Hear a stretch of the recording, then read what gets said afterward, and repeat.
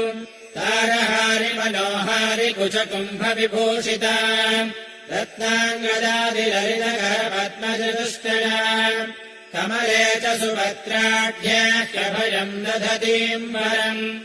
रोमराजिकलाचारुभग्ननाभितलोदरी पट्टवस्त्रसमुद्भासि सुनितम् वादिलक्षणा